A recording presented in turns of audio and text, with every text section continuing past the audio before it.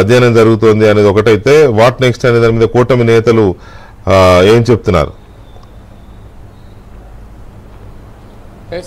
వెంకటకృష్ణ, ఆంధ్రప్రదేశ్లో అయితే మాత్రం ఫలితాలు దాదాపుగా స్పష్టంగా అయిపోయాయి.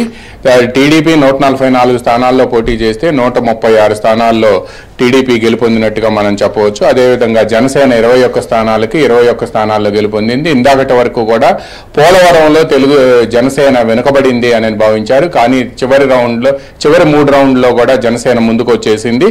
అదేవిధంగా బీజేపీ మొత్తం 10 స్థానాల్లో పోటీ చేస్తే 8 స్థానాల్లో గెలుపొంది. ఇక దీంతో పాటు లోక్సభ స్థానాలకు వచ్చేటప్పటికి మొత్తం 17 స్థానాల్లో టీడీపీ పోటీ చేస్తే 16 స్థానాల్లో టీడీపీ గెలుపొందింది. బీజేపీ 6 స్థానాల్లో పోటీ చేస్తే 3 స్థానాల్లో గెలుపొందింది.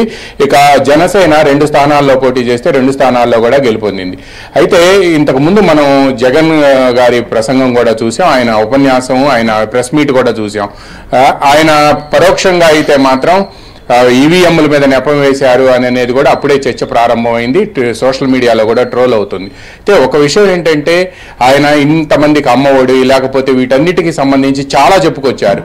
కానీ ఆంధ్రప్రదేశ్లో జరిగిన అరాచకాలు, విధ్వంసం, వేధింపులు వీటికి సంబంధించి మాత్రం ఆయన నోరెత్తలేదు. బట్ వీటికి సంబంధించి మాత్రమే ఇప్పుడు అందరు ప్రధానంగా ప్రశ్నించారు. ఇచ్చాపురం నుంచి హిందూపురం వరకు, అదేవిధంగా కుప్పం దాకా కూడా జనమంతా, మీరు మార్నింగ్ చెప్పారు, జనమంతా ఒకటే ఆలోచించారు. ఆ ఆలోచనకి ప్రతిబింబమే ఈ ఫలితాలు అనేది కూడా ప్రతి ఒక్కళ్ళు కూడా చెప్తూ ఉన్నారు.